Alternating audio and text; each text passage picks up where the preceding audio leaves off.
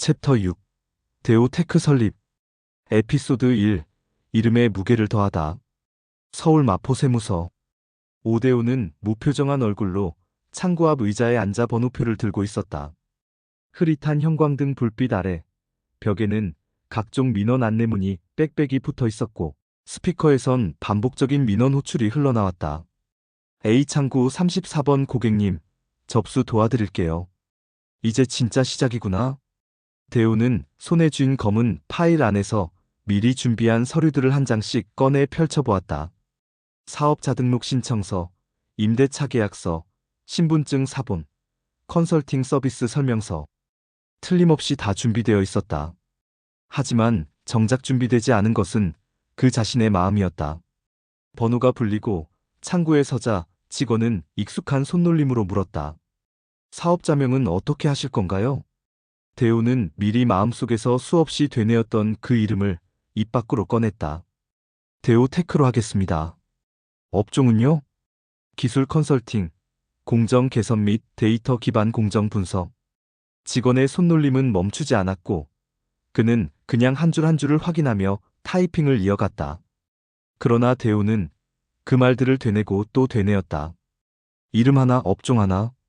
무거운 시간들이 그 위에 겹겹이 얹혀 있었다. 데오테크. 그는 이 이름을 처음 떠올렸던 날을 기억하고 있었다. 모든 일을 끝내고 혼자 남은 사무실에서 메모장 끝자락에 적어본 그 이름. 누구에게도 말하지 않았던 단어. 이제는 공식적인 등록 명칭으로 세상에 나오게 된 것이다. 민원 접수를 마치고 복사실에서 출력된 사업자 등록증을 건네받은 순간 그는 종이 한 장을 오래도록 바라보았다. 이름이 무게가 있네. 그 말은 비단 종이의 인쇄밀도나 글자의 굵기에 대한 이야기가 아니었다. 그 속에 담긴 자기 이름, 오대오. 그 이름에서 파생된 정체성, 철학, 방향성. 그리고 그가 지금까지 겪은 수많은 선택과 후회의 흔적들. 모두가 이 이름 위에 올라타 있었다. 그날 오후, 대우는 사무실에 돌아오자마자 가장 먼저 자신의 이름이 들어간 명함을 만들기 시작했다. 노트북을 열고 로고 편집 프로그램을 실행했다. 간단한 도형이지만 그에게는 상징이 될 로고였다. D와 T를 교차시켜 엔진 피스톤의 실루엣을 형상화하고 그 아래 작은 문구를 붙였다. 엔지니어링 디 인비저블. 보이지 않는 것을 설계하다. 그는 그 문장을 반복해 중얼거렸다. 이전 회사들에서 그는 항상 물성, 구조, 생산성 같은 보이는 성과들로 평가받았다. 그러나 그 성과를 만드는 것은 늘 보이지 않는 것들이었다. 공정 간의 간극, 팀 간의 오해, 고객의 미묘한 니즈, 데이터의 왜곡. 그는 그 틈들을 보는 눈이 있었고 그것을 분석하고 제안하는 힘이 있었다. 이제 그는 그것을 회사의 주력 상품으로 내세우려 했다. 눈에 보이지 않는 문제를 구조화하고 설계하고 해석하는 기술. 그것이 데오테크의 정체성이 될 것이었다. 그는 이어서 홈페이지를 열었다. 간단한 템플릿으로 구성했지만 스스로 타이틀 하나하나를 세심하게 다듬었다. 현장의 언어로 문제를 읽고 데이터의 시선으로 해결을 설계합니다. 데오테크는 기술의 깊이를 바탕으로 사람과 산업 사이의 간극을 메우는 컨설팅 파트너입니다. 간결하지만 진심이 담긴 문장들이었다.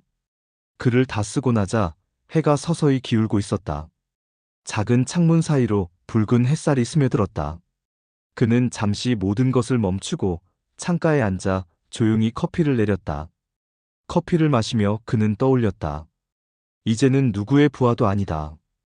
이제는 누구에게도 이 보고서 괜찮습니까? 라고 묻지 않아도 된다. 이제는 내가 책임지는 구조를 만들어야 한다. 그리고 그것이 생각보다 무섭지 않다는 사실에 놀랐다. 오히려 이 고요함 속에서 그는 자유로움을 느꼈다. 며칠 뒤 오랜만에 만난 김성민 우주차 시절 그의 동료가 이런 말을 꺼냈다. 대호야, 너 진짜 회사를 차렸더라. 근데 말이야, 요즘 우리 협력사 중 한 곳에서 문제가 좀 있는데 말이지. 혹시 한번 상담 가능하겠냐? 대호는 놀라지 않았다. 사실 이런 순간이 오기를 기다리고 있었다. 첫 번째 의뢰. 그것은 단순히 계약의 시작이 아니었다. 세상이 이 이름을 호출하는 첫 장면이었다. 그는 미소 지으며 고개를 끄덕였다. 그래, 한번 들러볼게. 데오테크가 어떤 해답을 줄 수 있을지 나도 궁금해. 그날 밤, 그는 다시 서류를 꺼내 새 문서를 열었다. 파일 이름 프로포절 001 세인텍. 그의 손가락은 자판 위를 부드럽게 움직였다. 첫 페이지 제목은 이렇게 시작됐다. AI 기반 공정 진단 및 개선 컨설팅 제안서. 그는 파일을 저장하며 중얼거렸다. 이름에 무게를 실었다면 이제 그 무게에 걸맞은 일로 증명할 차례다. 그렇게 데오테크의 첫 페이지가 쓰이기 시작했다. 아직 작고 아직 불완전하지만 확실히 그 이름이 담긴 이야기가 시작되고 있었다. 챕터 6. 데오테크 설립. 에피소드 2 첫 제안서, 첫 미팅. 세인텍은 경기도 안산에 위치한 중소전자부품 제조사였다. 오대오는 이 회사를 처음 방문할 때부터 익숙하면서도 묘한 긴장감을 느꼈다. 그가 오랜 시간 몸담았던 우주자동차와는 다른 규모, 다른 조직 문화, 그리고 다른 언어들이 있었다. 하지만 그 낯설 속에서도 그는 자신이 해야 할 일이 명확했다. 불량률이 자꾸 튀어요. 감으로는 센서 문제 같다 하는데 현장에선 명확히 설명을 못해요. 세인텍 생산팀장 최 과장이 말했다. 대우는 고개를 끄덕이며 생산 라인을 천천히 걸었다. 작은 공장이었지만 자동화 설비는 비교적 최신이었다.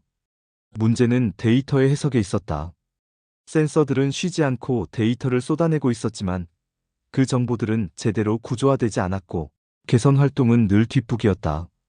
제가 보기엔 문제가 발생한 시간대, 설비 유형, 작업자, 온도 조건 등이 서로 얽혀 있어요. 이걸 전부 다변수 상관 분석으로 풀어야 할 것 같습니다. 최 과장은 고개를 갸웃했다. 그 다변수 뭐라고요? 대우는 미소 지었다. 쉽게 말하면 문제를 일으킨 조건들의 조합을 하나하나 풀어본다는 거예요. 우리가 겉으로 보는 불량은 현상이고 그 밑에 원인이 몇 겹으로 겹쳐져 있는 거죠. 그날 현장 진단을 마치고 대우는 사무실로 돌아와 새벽까지 제안서를 작성했다. 문제 정의부터 개선 목표, 분석 방법론, 예산안, 실행 일정, 성과 지표까지 모든 페이지에 그의 23년 경력이 녹아들었다. 프로포절 001 세인텍.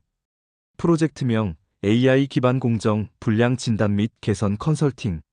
목표 불량률 15% 감소. 설비별 센서 데이터의 실시간 해석 체계 구축.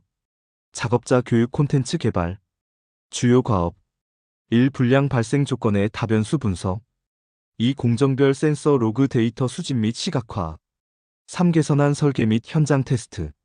4. 보고서 및 사내 교육자료 제공. 예산 약 2,400만 원 3개월 프로젝트 기준. 이 제안서는 단순히 컨설팅 판매를 위한 문서가 아니었다. 대우에게 이 제안서는 자신의 철학을 설명하는 설계도였고 자신의 언어로 세상과 대화하는 방식이었다. 기술 컨설턴트로서의 첫 말걸기. 며칠 뒤 세인텍 본사 회의실. 작은 타원형 테이블에 김성민 부장과 3명의 실무자가 앉아 있었다. 대우는 차분한 목소리로 프레젠테이션을 시작했다. 이 제안의 핵심은 문제의 겹을 푸는 것입니다. 지금까지는 불량률이라는 결과만 쳐다봤지만 저는 이 프로젝트에서 원인 간의 대화를 읽고자 합니다. 프레젠테이션이 끝나고 잠시 정적이 흘렀다. 한참 후 한 실무자가 조심스럽게 물었다. 이게 우리 같은 중소기업에서도 적용 가능한 모델인가요? 대우는 주저없이 답했다. 기술은 복잡하지만 그 기술이 필요한 곳은 언제나 단순합니다. 중소기업일수록 이런 시스템이 더 절실합니다. 다만 고급 기술을 복잡하게 도입할 필요는 없습니다. 보이는 구조로 바꿔드릴게요. 그 말은 회의실 분위기를 바꿨다. 실무자들이 조금씩 질문을 쏟아냈고 성민도 중간중간 웃으며 분위기를 이끌었다. 결국 회의는 1시간 반을 넘겨 끝났다. 마지막으로 성민이 말했다. 대호야, 너다운 제안서다. 우리 대표님께 보고하고 빠르게 결정할게. 회의를 마친 후 대호는 혼자 근처 커피숍에 들렀다. 테이블에 앉아 간 내려진 커피 향을 맡으며 그는 잠시 눈을 감았다. 돌이켜보면 이 순간을 기다려왔던 것 같다. 누군가 내 이름을 호출해주길. 내가 만든 언어가 누군가의 귀에 닿기를.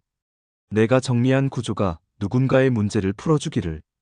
컨설턴트란 결국 구조를 제안하는 사람이다. 혼돈 속에서 틀을 제시하고 말 대신 논리를 보여주는 사람. 그는 노트북을 열고 회의에서 나왔던 질문들을 정리했다. 그리고 스스로에게 몇 가지 질문을 던졌다. 이 기술을 더 단순하게 설명할 수 없을까? 예산 제한은 고객사의 규모를 진짜 반영했는가? 프로젝트 종료 후 남는 건 무엇이 되어야 하나? 그 질문들이 더 나은 설계를 위한 지도가 되어줄 것이라 그는 믿었다. 일주일 후 성민에게서 연락이 왔다. 대표님 승인 받았어. 조건은 제안서대로 진행하고 착수는 다음 달 1일부터. 전화기를 내려놓은 대우는 숨을 내쉬었다. 첫 계약. 아직 크지 않은 프로젝트였지만 이 순간을 그는 오랫동안 상상해왔다. 사람들이 사무실에서 출근 도장을 찍을 때 그는 이 순간을 위해 도면을 그려왔다. 사람들이 조직도 속 이름으로 자신을 소개할 때 그는 자신만의 이름을 위해 기다려왔다. 그리고 지금 그 이름이 서류에 실렸다. 그 이름이 계약서에 실렸다. 그 이름이 현실에서 쓰이기 시작했다. 데오테크. 그 이름의 첫 기록은 이제 종이가 아니라 사람들의 기억 속에 새겨지기 시작했다. 챕터 6. 데오테크 설립. 에피소드 3 계약서 위에 서명. 새 출발선. 계약서에는 두 개의 이름이 적혀 있었다. 한쪽은 세인텍, 다른 한쪽은 데오테크. 법인이 아닌 개인 사업자로 시작한 회사였지만 오데오는 자신의 이름을 걸고 이 문서에 서명했다. 확인하셨으면 여기 날인 부탁드립니다. 세인텍의 담당자가 건네준 도장을 받아 손에 쥔 순간 데오는 이 계약서가 단순한 종이가 아님을 직감했다. 그는 한 줄 한 줄 다시 읽어보았다.